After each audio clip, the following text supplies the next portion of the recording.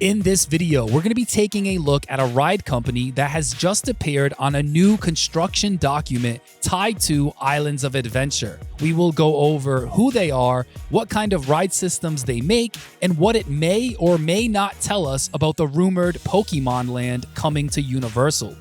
We will also take a look at some other possible explanations for why this company could be involved with Universal. What's up, everybody? It's Frankie here on the Theme Pahk channel. Thanks for joining me again for another exciting video. But before we get into this video, I do have a quick rumors and speculation alert for you. This is very much a live story currently in development. A lot of what we're going to talk about today involves taking concrete facts that we do have and connecting them to some smaller clues that have started to surface. And I know there are some people out there who are not fans of videos where people speculate and investigate and dive deeper into rumors and things like that. So if that is you, this is probably a video that you're gonna want to avoid. But for everybody else out there, I think you guys will find this video super interesting. I do think it is one of the most exciting updates we've had in a while when it comes to the potential future of the Lost Continent area. And also, I want to give a quick shout out to themeparkwizard.com for being the first person to discover this new construction document. Because of his work, because of his discovery, we were able to put more pieces together and get this full report going. So shout out to themeparkwizard.com. Check out his website. He does a lot of great work. But now let's get into it.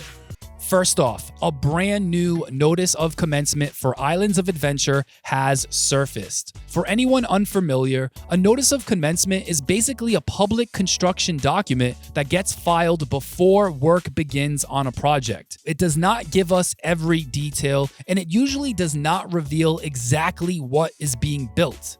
But it can give us early clues about who is involved and what kind of work may be starting. And in this case, the notice of commencement gives us a few key details that helped open the door for a much deeper investigation. But before we get into the fun part of this video, I want to explain how we know that this document is tied to Islands of Adventure and why I think it could be connected to the Lost Continent replacement. The notice of commencement lists Universal's resort address, which is 1000 Universal Studios Plaza. That address by itself does not tell us much because it is used broadly across Universal Orlando. The more important detail is the parcel ID number listed on the document. When I entered that parcel number into the Orange County Property Appraisal's public parcel map, goddamn, that was a tongue twister. But anyways, when I typed in that parcel number into that database, it pulled up a huge section of Islands of Adventure. So does this notice of commencement specifically confirm Lost Continent?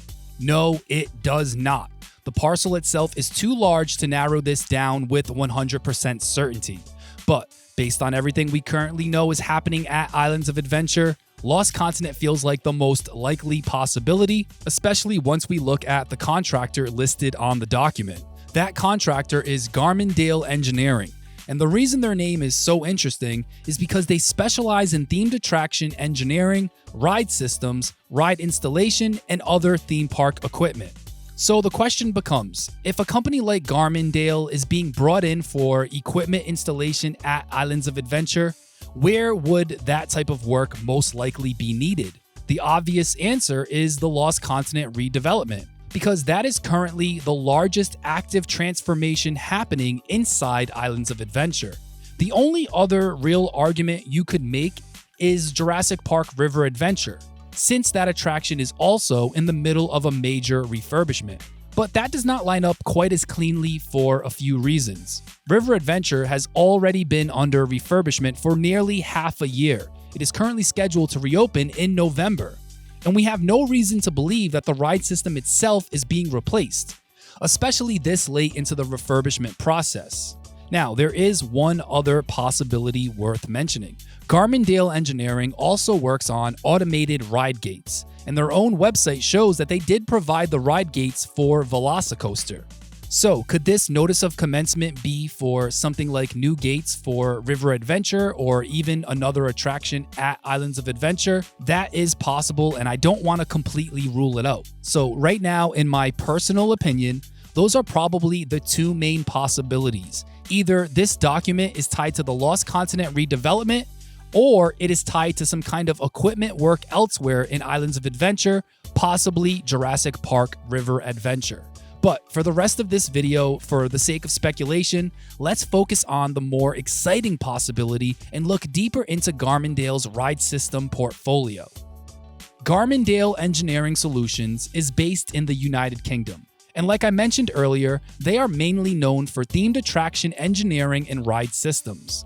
Some of the major past clients listed on their website include Legoland, Universal, Alton Towers, Ferrari World, and Merlin Entertainments. And when you look through the ride systems that they offer, there are a few that stand out to me, especially when you connect them to the long-running rumors about Pokémon replacing Lost Continent. As we know, Pokémon has already been confirmed to be coming to the Universal theme parks. And for a while now, one of the strongest rumors has been that Pokémon could eventually replace Lost Continent at Islands of Adventure. The attraction people keep bringing up over and over again is some type of Pokémon Snap style dark ride. And that is where Garmendale's ride systems become very interesting. One of their featured dark ride systems is called the Automated People Mover. On their website, Garmendale describes it as a multi-linked ride system that allows vehicles to move through a themed experience at a gradual but constant speed. That kind of system allows for fast boarding, high guest throughput, and a more family-friendly experience, which is the type of ride I do feel like Islands of Adventure needs right now. And for a Pokemon Snap style attraction, that sounds like a pretty solid option, because you would probably want something that young kids can ride, something that is not too intense, and something that can move a large number of guests efficiently. What makes it even more interesting is that Garmendale says this ride system can also include interactive elements. Their website says that their technology can interact with any themed environment or even produce a scoreboard for competition between guests. So if you're imagining a Pokemon Snap ride where guests are taking photos, scoring points, or interacting with Pokemon throughout different scenes, that type of feature would line up nicely. They also mentioned that their ride systems can include onboard audio with intelligent audio systems that connect to the show sets and theming to help bring the story to life. So again, none of this confirms that Universal is using this specific ride system, but when you look at what Garmendale offers, it is very easy to see why people would connect this company to a Pokemon Snap style dark ride. Another system in their portfolio that could potentially work is called the Motion Master. This is also listed as a dark ride system, but it appears to offer a lot more movement than the Automated People Mover. Garmendale describes the Motion Master as having pitch, roll, and yaw motion, allowing the vehicle to move in multiple directions while syncing with themed environments to create a more immersive experience.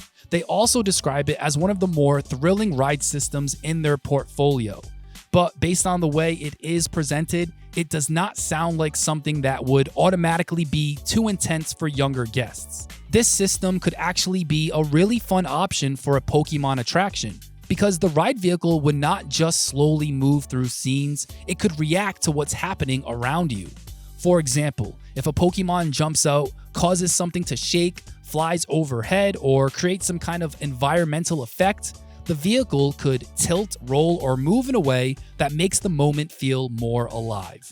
So, in my opinion, the Motion Master might actually be the more exciting option from a guest experience standpoint.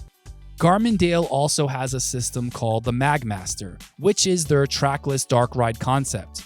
According to their website, the vehicles follow a predetermined route using AGV technology with omnidirectional movement, a tight turning radius, and 360-degree rotation. That kind of system could also work for a Pokemon dark ride, and once again, Garmendale says interactive elements can be added to the Magmaster. Now, personally, I would be a little more skeptical of this one.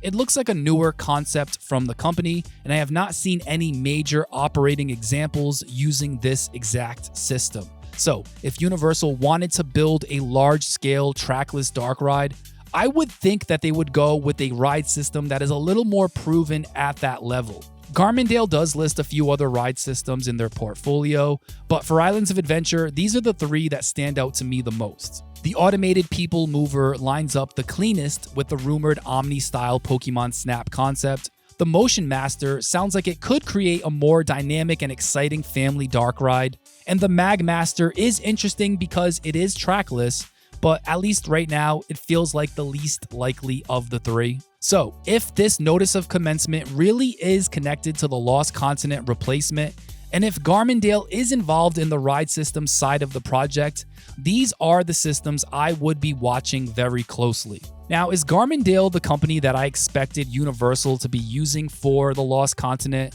Honestly, no, it was not on my bingo card.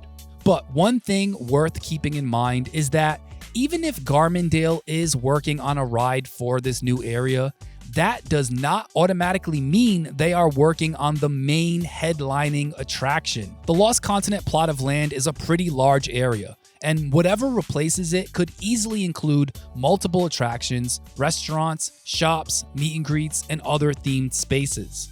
Garmendale's current lineup of dark ride systems also appears to work with smaller footprints. So, if they are creating a ride for Universal, whether it is a Pokemon ride or something else entirely, there is a chance it could end up being more of a supporting family attraction within the land rather than the massive anchor ride.